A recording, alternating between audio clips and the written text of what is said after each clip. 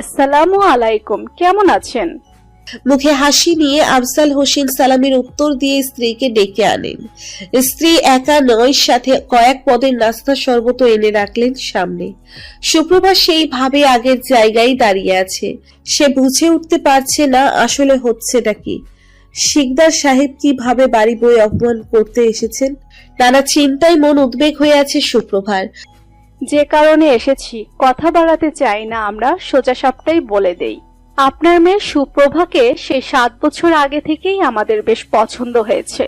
বলতে পারেন তখন অনিলের বাবার অমাত ছিল, কিন্তু এখন আর নেই। উনিও চান সুপ্রভাই আমাদের ছেলের বউ হয়ে ঘরে আসুক। সেই সম্বন্ধ নিয়েই এসেছি আমরা। কথাগুলো বলে সোনেরা বেগম থামলেন, কিন্তু সুপ্রভা বিস্ময়ে তাকিয়ে আছে। সে ভাবেনি অনিল এরকম একটা কিছু করতে পারে। ইদানিং সে অনিলকে কিরকম দেখছিল তার উল্টো চিত্র দেখে যার পরনায় অবাক হচ্ছে কেবল। সবাইকে চুপ থাকতে দেখে সোনেরা বেগম আবারও বলল, আপনারা ভাববেন না, সুপ্রভার পড়াশোনা তো কমপ্লিট হয়নি।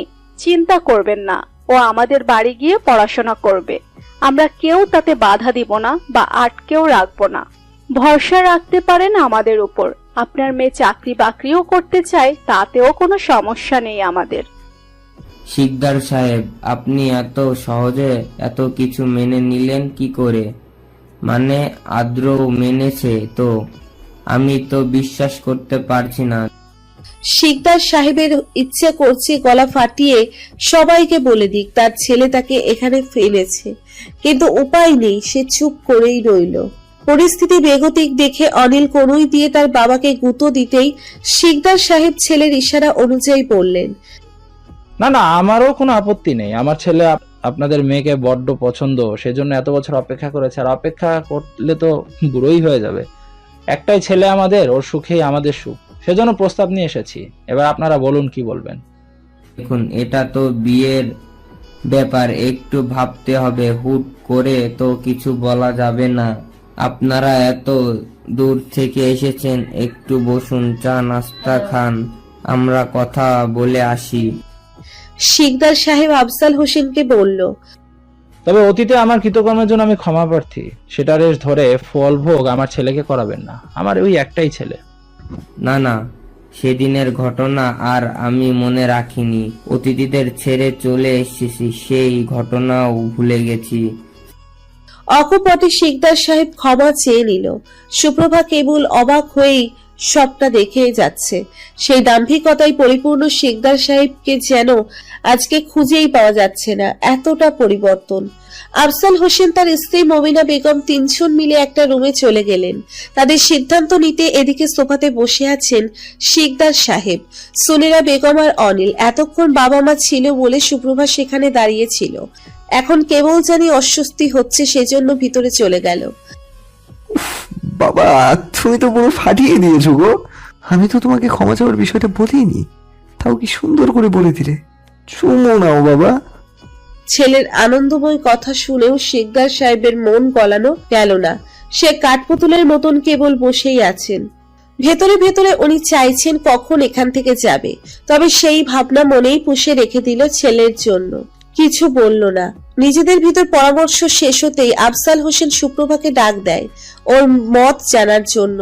সুপ্রভা সেই রুমে গিয়ে দাঁড়ানোই আফজাল হোসেন প্রশ্ন করেন, প্রভা, তুই নীলকে বিয়ে করতে রাজি আছিস? না কাকিমা। সুপ্রভার অকপটে উত্তর শুনে উপস্থিত সবাই অবাক হয়ে যায়। যেই ছেলেটা এতগুলো বছর অপেক্ষা করলো সুপ্রভার জন্য, এরকম খাঁটি একটা ছেলেকে বিয়ে করতে সুপ্রভার আপত্তি। ব্যাপারটা ঠিক বুঝে উঠতে পারলো না কেউ। বাবা, তুমি আমাকে জিজ্ঞেস করেছো, আমি আমার মত না বলেছি, কারণ আমার তোমার বলা প্রতিটা কথা মনে আছে অক্ষরে অক্ষরে। এবং শিকদার আঙ্কেলের সেই দিনকার করা অপমানও। তুমি বলেছো আমাকে এমন কোনো কাজ না করতে যাতে তোমাকে ওনাদের সামনে ছোট হতে না হয়। সেজন্য আমি নিজেকে লুকিয়ে রেখেছি ওনার ছেলের থেকে তোমার কথা শুনতে। তবে আমাকে একান্ত জিজ্ঞেস করলে আমি নাই বলবো, কারণ আমি তো তোমাদের মত জানি না। শোনো মেয়ের কথা, শিকদার সাহেব তো ক্ষমা চাইলেন সকলের সামনে। সেদিন অপমান একা করেছিলেন, এখন ক্ষমা সকলের সামনে চেয়েছেন। তবে হ্যাঁ, আমি তোকে বরণ করতাম। এখন যদি শিকদার সাহেব নিজে না আসতো বাড়িতে বিয়ের সম্বন্ধ নিয়ে, তখন বারণ করতাম, কারণ আমরা নিজে থাকতে আগ বাড়াতে বা তুই কিছু করলে বলতেন আমরা লোভী, মেয়েকে শিক্ষা দিতে পারিনি। কিন্তু আজ উনি নিজেই এসেছেন, এখন আমাদের মাথা নিচু নয়, বরং তোর জন্য উঁচু হতে আসছে। বাবার কথা শুনে সুপ্রভাত চমকে ওঠে। তবে কি সে যা ভাবছে তাই? মনে কৌতূহল আর ভিতরে রাখতে না পেরে বাবাকে প্রশ্ন করেই বসলো। তার মানে তোমরা রাজি এই বিয়েতে বাবা? আফজাল হোসেন মেয়ের মাথায় হাত রাখলেন, মুচকি হেসে মেয়ের কথার প্রতি উত্তর করলেন। অনিলকে বারণ করার একটাই কারণ বলতে পারবি তুই সুপ্রভা? সে যে 7 বছর আগে প্রথম আমাদের বাড়িতে এসেছিল, তখন থেকে আমার ওকে ভাল লাগে। তারপর যখন আমার অ্যাক্সিডেন্ট হলো, ও আর ওর মা যেমন করে হাসপাতালে এসেছিলেন, সেসব কি আমি ভুলে গেছি? ভেবেছিস ও যুবক বয়সে আবেগ হয়তো তোর জন্য, কিন্তু না, ধারণা ভুল প্রমাণিত করেছে অনিল। এমনিতেও অনিল আর 5টা ছেলের মতো নয়, যে ছেলে 7 বছর অপেক্ষা করতে পারে একটা মেয়ের জন্য, যে ছেলে বাবার ধার্মিকতার গুড়িয়ে দিয়ে ক্ষমা চাইতে পারে, সে ছেলের কাছে আমার মেয়ে দিতে কোনো আপত্তি নেই, বরং আমরা খুশি হব। শুধু কারণ ছিল ওর বাবার অপমান। তিনিও যখন নিজেকে শুধরে নিয়েছেন, তাহলে আর আপত্তি কিসের করব? আমি না, বরং উনি নিজে এসেছেন আমাদের বাড়িতে, তখন আর কোনো আপত্তি না করা কোনো কারণ নেই। সুপ্রভার মনে আর কোনো প্রশ্ন রইল না। সে যা বোঝার বুঝে গেছে। আজকের সকালটা শুরু হয়েছে অনিলের চিন্তায় চিন্তায়, অবশেষে পেল খুশির সংবাদ। সুপ্রভা ভাবতেও পারেনি আজকের সকালটা এত রঙিন হবে, এত সহজে সবাই সবকিছু মেনে নিবে। খুশি যেন আর ধরছে না। নির্ঘাত কেউ না থাকলে এতক্ষণ নেচে গিয়ে নিজের আনন্দ প্রকাশ করে নিত, কিন্তু সামনে বাবা মা আছে দেখে ভদ্র মেয়ের মতন চুপ করে রইল। এদিকে খুশিতে আত্মহারা প্রায়। সুপ্রভাকে চুপ থাকতে দেখে মা প্রশ্ন করলো, কি রে সুপ্রভা, কিছু বলছিস না যে? আমরা তো সব ভেবে চিন্তে সিদ্ধান্ত নিছি। দেখ মা, অনিলের মতন ভালো ছেলে পাওয়া মুশকিল। ছেলেটা খুব ভালো রে, তোকে ভালোবাসে। দেখলি তো, এত বছর তোর অপেক্ষায় কাটিয়ে দিল। তুই রাজি তো? তোমরা যা বলবে তাই হবে, আমার আপত্তি নেই। কথাটুকু বলে সঙ্গে সঙ্গে সেই রুম ছেড়ে নিজের রুমে গিয়ে দরজা লাগালো সুপ্রভা। লজ্জা আর আনন্দ সব যেন মিলেমিশে একাকার হয়ে গেছে। এদিকে সুপ্রভা যেতেই আফজাল হোসেন সহ সবাই হেসে দিল। দেখেছো বাবা, সুপ্রভাতের ড্রয়িং রুমটা তোমার বাড়ি থেকে কত বড়, আর বাড়িটাও কিন্তু সুন্দর সাজানো। দেখেছো তো ভালো করে? ওরাও কিন্তু আর তোমার অর্থবিত্ত গাড়ি বাড়ির কোনো কিছুতে কম নেই। তুমি থামবে অনিল, কান তো বয়রা করে দিবে প্রশংসা করতে করতে। বাবার গুরুগম্ভীর সুরের কথা শুনে অনিল চুপ হয়ে গেল। সে জানে তার জন্যই শিকদার সাহেব এখানে এসেছেন ভিতরে ভিতরে বিরক্ত। কিন্তু অনিল ফাজলামি করে কেবল এসব বলেই যাচ্ছে বাবাকে বিরক্ত করতে। কেন জানি বাবাকে বিরক্ত করে আনন্দ পাচ্ছে। অনিলের অপেক্ষার প্রহর শেষ হলো আফজাল হোসেনকে নিচে নেমে আসতে দেখে। এসে সোফাতে বসলেন। শিকদার সাহেব বরাবরের মতনই চুপ হয়ে রইলে নীরব দর্শকের মতো। আপাতত সে সবটা দেখবে। সোনেরা বেগম শুধালো, কি সিদ্ধান্ত নিলেন আপনারা? দেখেন ভাই, যাই সিদ্ধান্ত নেন না কেন, আমি মা হিসাবে বলবো আমার ছেলে অনিলের সমস্ত খুশিটুকু সুপ্রভা। বাবা মা হিসাবে আমরা সন্তানের সুখটুকুই চাইবো। এবার আপনারা বলুন। একটু সবুর করুন ভাবি। সুবর্মা, যাও, নিয়ে আসতে বলছি, নিয়ে আসো। স্বামীর আদেশ পেতেই সুপ্রভার মা ফ্রিজ থেকে 3 পদের মিষ্টি নিয়ে এসে রাখলেন বাটিতে করে। অনিল, শিকদার সাহেব, সোনেরা বেগম সবার হাতে মিষ্টির প্লেট দিলেন। খুশির খবর মিষ্টি মুখ ছাড়া হয় নাকি বলুন? আগে তো মিষ্টি মুখ করুন। শিকদার সাহেব সহ আপনারা নিজে এসেছেন আমাদের বাড়িতে, আমাদের কারণেই এই বিয়েতে কোনো আপত্তি নেই। আফজাল হোসেনের কথা শেষ হতে না হতেই অনিল খুশিতে মিষ্টি পুরোটা নিজের মুখে পুরে নিল। তাই দেখে সকলে বেশ উচ্চস্বরে হেসে দিল। তা দেখে অনিল নিজেও কিছুটা লজ্জা পেল, তবে সে লজ্জা তার আনন্দের কাছে আর পাত্তা পেল না। অবশেষে তার অপেক্ষার প্রহর বুঝি শেষ হতে চলল। খুশি আর ধরছে না, একেবারে উপচে পড়ছে। পাশ থেকে তামিম বলল, হেই অনিল, এখন বড়রা আড্ডা দিবে এখানে, আর আমাদের থেকে লাভ নাই। চলো আমরা একটু ছাদে যাই। আচ্ছা চলো। অনিল আর তামিম ছাদে চলে গেল, দুজনে একসঙ্গে। ছাদে যেতেই অনিল তামিমকে জড়িয়ে ধরে নিল খুশির চোটে। কিছু মনে করো না, এই অবস্থায় আমার বন্ধু জুনায়েদকে মিস করছি। ও থাকলে দুই বন্ধু মিলে এতক্ষণ নাচ আরম্ভ করে দিতাম। আমার খুশি যে আর ধরছে না। অনিলের কথা শুনে তামিম হেসে দিল। তোমার খুশির কারণ আমি বুঝতে পারছি, বুঝেছো? আমাকেও যত ইচ্ছে জড়িয়ে ধরে নাও। অনিল আর তামিমকে জড়িয়ে ধরলো না, হাসলো কিছুক্ষণ। বুঝলে, তোমার অবদান কিন্তু সবচেয়ে বেশি। তোমার পিছু করতে করতেই তো আমি বাড়ির ঠিকানা পেলাম। তোমার সূত্র ধরেই তো সুপ্রভার নাম্বার পেলাম। এসব ব্যাপার না, একটু আধটু সাহায্য তো করতেই পারি। তুমি কেবল আমার বোনটাকে নিয়ে সুখী থেকো, ওকে সুখী করো, এতটুকুই চাওয়া। কিন্তু তোমার বোনটাই তো নেই। মুখ ফসকে অনিল কথাটা বললেও তামিম বুঝে গেল। ফলস্বরূপ বলল, বুঝেছি, কি চাও? আমার বোন তো খুশির ঠেলায় তোমার মতন রুমে চলে গেছে, যাই ডেকে আনি। অনিল দুষ্টুমি করে তামিমের গাল দুটো টেনে বলল, এই না হলে আমার সম্বন্ধী একেবারে পারফেক্ট। কিন্তু তোমার গালগুলো এত তুলতুলে কেন সম্বন্ধী বাবু? বিয়ের পর বউ তো চটকে লাল করে দিবে। হুস, তুমি দেখি বেশি কথা বলো। যাই, তোমার সুপ্রভাকে ডেকে আনি, এত রোমান্টিক কথা ওকে বলিও। যাও যাও, দেখে আনো। বউকে রোমান্টিক কথা বলার বদলে সম্বন্ধীকে বলছি। এই কষ্ট সহ্য না করে যাও, নিজে বোনটাকে নিয়ে এসো, দুটো কথা কই মনে সুখে। তামিম হাসতে হাসতে চলে গেল নিচে সুপ্রভাকে ডাকার উদ্দেশ্যে। অনিলও হাসলো কিছুক্ষণ। আজকে যেন তার মুখ থেকে হাসি আর সরছেই না। খোলা আকাশের দিকে চেয়ে দুহাত বাড়িয়ে দিয়ে সতেজ বাতাসে প্রাণ খুলে নিঃশ্বাস নিল। তখনই কারো একজনের আসার অস্তিত্ব টের পেল। কানে বাজল নুপুরের শব্দ। আসতে পারি? সিঁড়ির কাছে দাঁড়িয়ে সুপ্রভা কথাগুলো বলল। ও হে রমণী, তুমি যে আমার মনের ভেতরেই প্রবেশ করে ফেলেছো। এই ছাদে আসতে আর অনুমতি লাগে?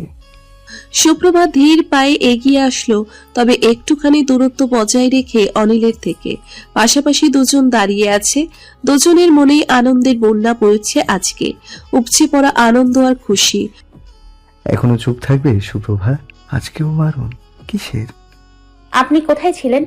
বাড়িতেও তো ছিলেন না, এখানে থাকলে তো ঠিক আমার কাছে আসতেন। তাহলে তুমি দেখি আমার খোঁজ খবরও রাখো। হ্যাঁ, রেখেছিলাম এক্ষুনি। যাক, শুনেও ভালো লাগছে। অনিল আর সুপ্রভা দুজনেই চুপ হয়ে গেল। কি বলবে আর খুঁজে পাচ্ছে না। দুজন সম্পূর্ণ নীরব একেবারে। মনের প্রশ্নের উত্তর বের করতে সুপ্রভা অনিলকে জিজ্ঞেস করলো, আপনি আমার বাবাকে ম্যানেজ করলেন কি করে?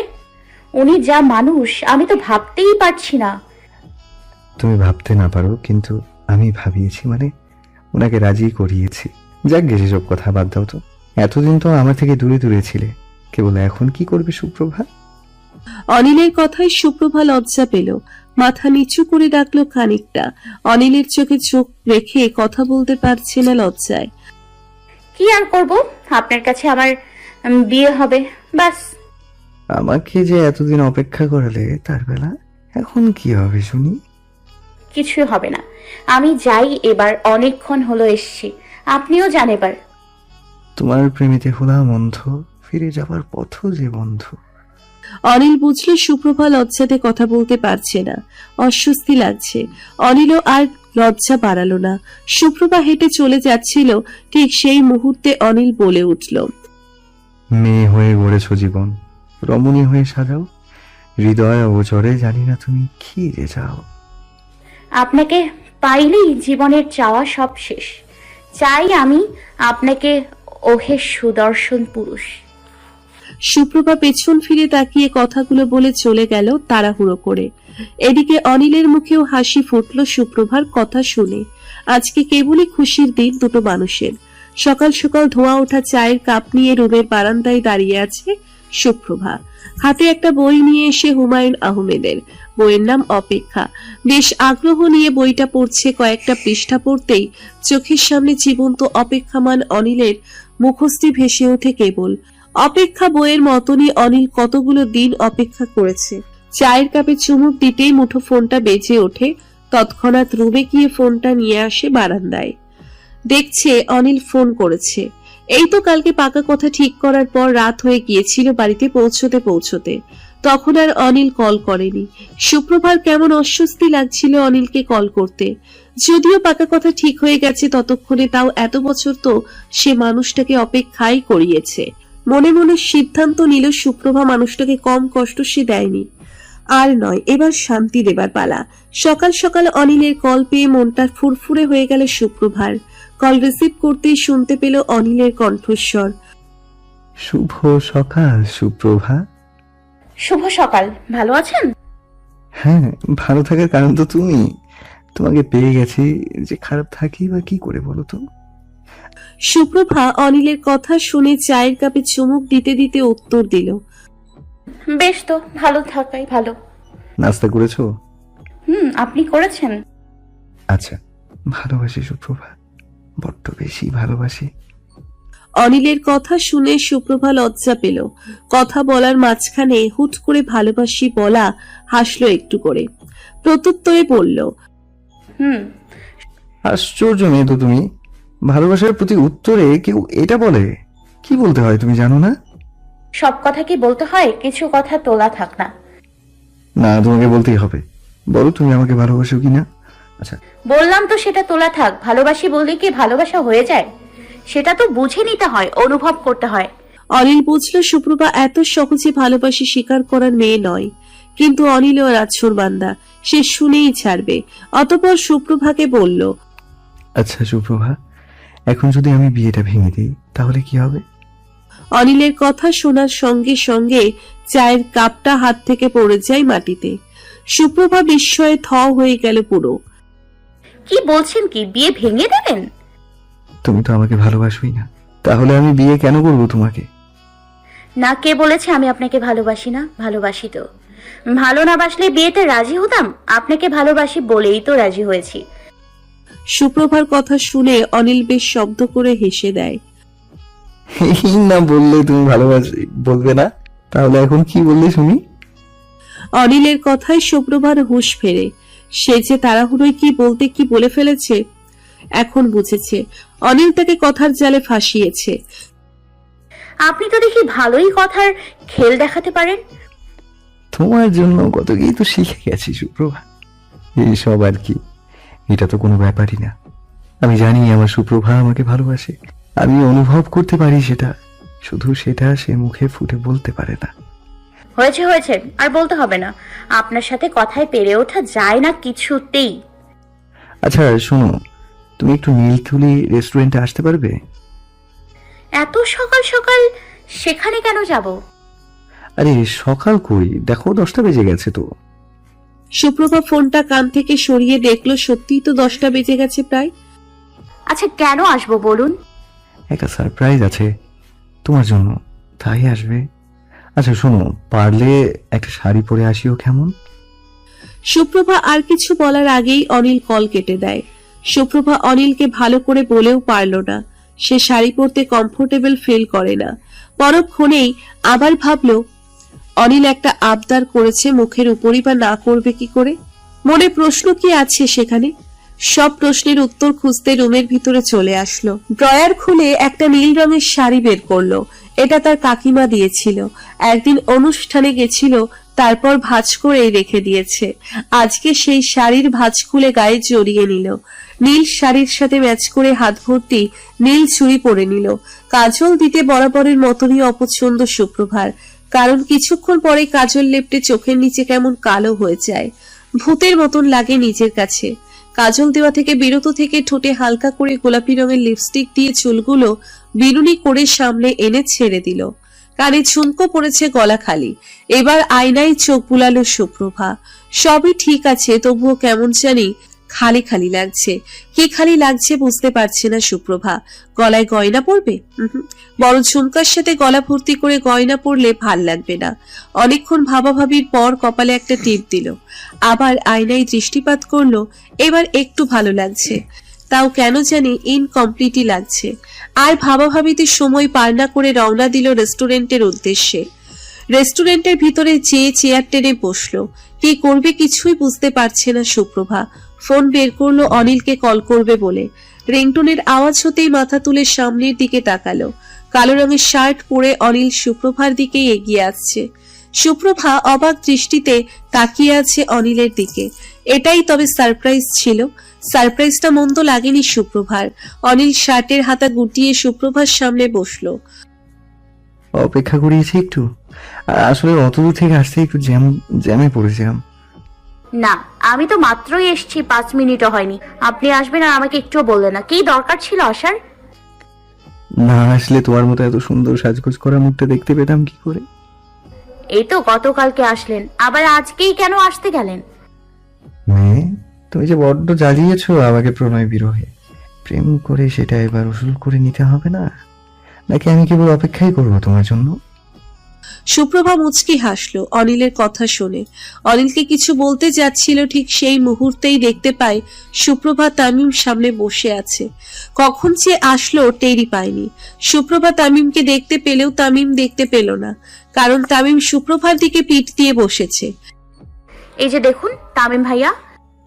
উফ, এই সুমন্ধি দেখি বোনকে প্রেমও করতে দেবে না শান্তিতে। আপনি চুপ করুন তো।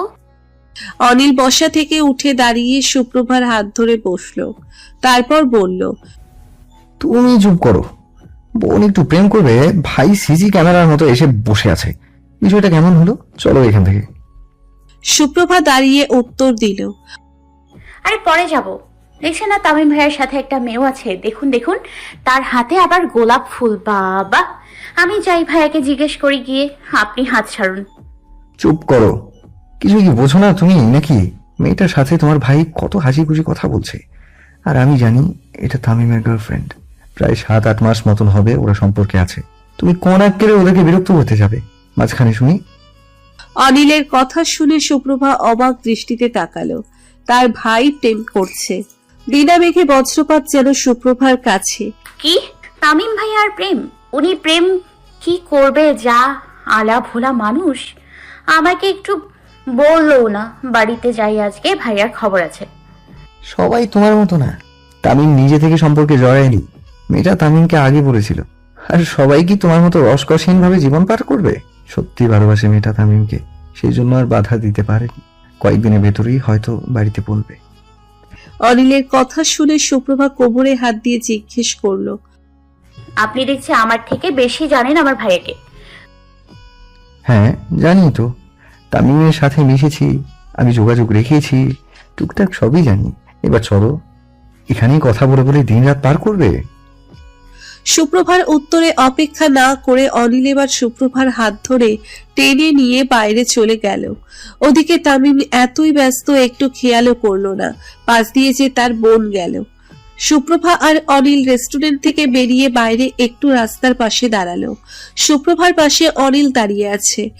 এতক্ষণ কথার ভিড়ে ছিল বলে সুপ্রভা কিছু টের পায়নি, কিন্তু অনিল তার পাশে আছে ভেবেই একরাশ লজ্জা ছুঁয়ে দিচ্ছে। মুহূর্তের মধ্যেই পরিষ্কার নীল আকাশ কালো মেঘে রূপ নিল, যেন এই মুহূর্তেই বৃষ্টি এসে আছড়ে পড়বে ধরণীর বুকে। প্রকৃতিও কেমন শীতল হয়ে গেছে, ঠান্ডা বাতাস বয়ে যাচ্ছে। বৃষ্টি আসবে বলে মনে হচ্ছে সুপ্রভা। অনিল বলতে না বলতেই হুট করে ঝুমঝুমিয়ে বৃষ্টি নেমে পড়ল। সুপ্রভা চমকে উঠল বৃষ্টির পানির ফোঁটা গায়ে পড়তেই। এখন কি করি বলো তো?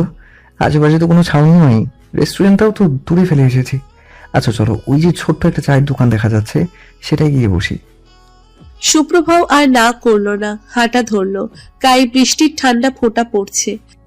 তুমি হাঁটতে পারবে তো? যদি পিছলে পড়ে যাও তাহলে তো সমস্যা। আমার হাতটা শক্ত করে ধরো। বলেই অনিল তার হাত বাড়িয়ে দিল সুপ্রভার নিকট। প্রথমে একটা লজ্জা লাগলেও সুপ্রভা হাত বাড়িয়ে দিল। অনিল বেশ শক্ত করেই সুপ্রভার হাত ধরল। তারপর দুজন মিলে 1 মিনিটের মতন হেঁটে সেই চায়ের দোকানের বেঞ্চিতে গিয়ে বসলো। সুপ্রভার শাড়িটা হালকা ভিজে গেছে, অতটাও না আবার। দোকানে চাওয়ালা আর কর্মচারী বাদে দুজন ছেলে বসে আছে। সুপ্রভা, তুমি 2 মিনিট বসবে? আমি এক্ষুনি আসছি। সুপ্রভা কিছু বলার সুযোগ পেল না, অনিল চলে গেল। সুপ্রভা পাশে থাকা ছেলেগুলোর দিকে তাকালো, কেমন করে তাকাচ্ছে সুপ্রভার দিকে। সেই দৃষ্টি সুপ্রভার মোটেও ভাল লাগছে না। আবার শাড়িটাও ভিজে গেছে, ভাগ্য ভালো বেশি ভেজেনি, নইলে শরীরের সাথে লেপটে যেত, তখন হতো আর এক বিচ্ছিরি কাহিনী। সুপ্রভা আঁচল টেনে দিল কাঁধে। অনিল চলে আসে ভিতরে, বেশ খানিকটা ভিজে গেছে। কই গেছিলেন আপনি? ভিজে গেলেন তো দেখছি। অনিল হাতে থাকা প্যাকেটটা বের করে সুপ্রভার কাছে দিল। সুপ্রভা বের করে দেখে সেখানে 2 ওড়না আছে। ওড়নাগুলো সুতিরই বোঝা যাচ্ছে। এই ওড়না নিয়ে কি করব আমি? একটা ওড়না গায়ে জড়িয়ে নাও, বৃষ্টি ফোঁটা লেগেছে তো গায়ে। সুপ্রভাও আর দেরি করলো না, ওড়নাটা গায়ে জড়িয়ে নিল চাদরের মতন করে কাপড়ের উপর দিয়ে। মনে মনে বেশ খুশি হলো এই যে অনিল তার ছোটখাটো বিষয়ে গুরুত্ব দিচ্ছে। কিন্তু আপনি এই ওড়নার দোকান পেলেন কি করে? দূরে ছিল তো, এই বৃষ্টির ভেতর গেলেন। দৌড়ে গিয়েছি, সেজন্য তাড়াতাড়ি হয়ে গেছে। বৃষ্টিতে তো তুমিও ভিজলে, কারণ যখন আমি, তখন সেটার দায়িত্ব নেব না? ও একটু বৃষ্টির পানি, কিছু হবে না। কিছু হবে না বললেই হলো? এত দূর জার্নি করে আসলেন, এখন এই ভেজা কাপড়ে নাড়া আপনার অসুখ করবে তো। সুপ্রভা প্যাকেটটা থেকে আরেকটা ওড়না এনে অনিলের মাথা মুছিয়ে দিল। যদিও অনিল সুপ্রভার থেকে বেশ খানিকটা লম্বা, সুপ্রভা পায়ের পাতা উঁচু করতেই অনিলের নাগাল পেয়ে যায়। বেশ ভালো করেই, বেশ যত্ন সহকারে অনিলের মাথা মুছিয়ে দেয়। অনিল খুশিতে হাসে সুপ্রভার দিকে তাকিয়ে। ব্যাস, এই যত্নটুকুর জন্য আমাকে বৃষ্টি কেন, পুকুরেও ঝাঁপ দিতে বললে আমি তাতেও প্রস্তুত। সব সময় খালি আপনার ইয়ার্কি, ভাল লাগে না।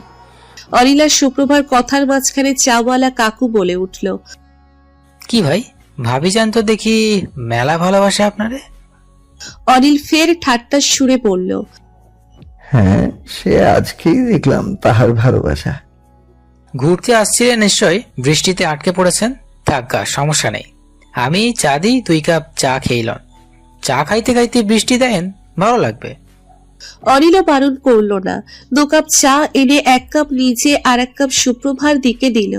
বেঞ্চিতে ছেলেগুলো বসেছিল, সেজন্য অনিল সুপ্রভাকে দোকানের সামনের দিকে দাঁড়াতে বলল। ছেলেগুলো পিছন দিকে ফেলে অনিল আর সুপ্রভা পাশাপাশি দাঁড়িয়ে আছে। হাতে আছে 1 কাপ ধোয়া ওঠা চা, আর সামনে ঝিরিঝিরি বৃষ্টি। মন্দ নয়, বেশ ভালোই লাগছে সুপ্রভার। চায়ের কাপে চুমুক দিচ্ছে, বৃষ্টিও উপভোগ করছে। আমার মাঝে মধ্যে অনিলের দিকে আর চোখে তাকাচ্ছে। বিষয়টা যেন বৃষ্টিময় প্রেম। বিয়ের কথা পাকা হতেই তোমার এত উন্নতি হবে জানতাম না তো সুপ্রভা। তাহলে তো আগেই বিয়ের প্রস্তাব নিয়ে যেতাম, তোমার জন্য পারিনি।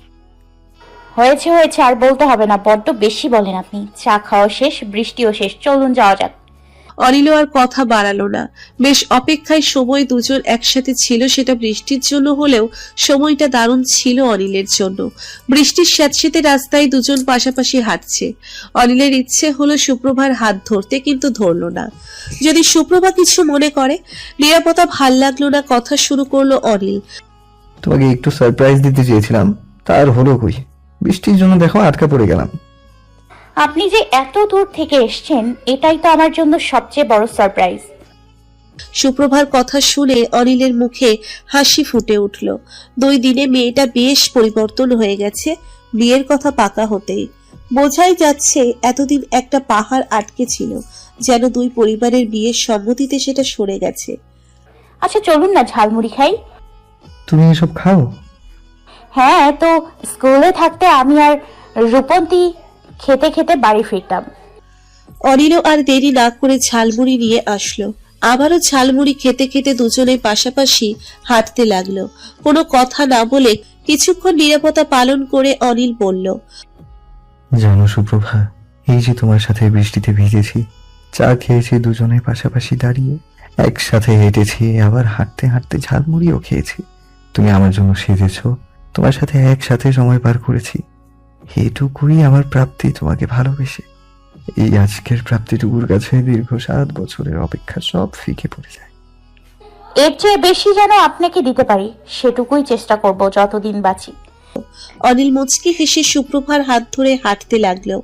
বৃষ্টি হয়েছে, এখন রাস্তাঘাটে মানুষের আনাগোনা খুবই কম। দুজনে হাঁটছিল, গন্তব্য ছিল সামনের একটা মেলা বসেছে সেখানে যাবার। হুট করে অনিল সুপ্রভাকে রেখে সামনে ছুট লাগালো। সুপ্রভা দেখলো ফুলের দোকানে গেছে অনিল, পরক্ষণেই এসে পড়লো আবার। এবার সুপ্রভা বেশ ক্ষিপ্ত হলো।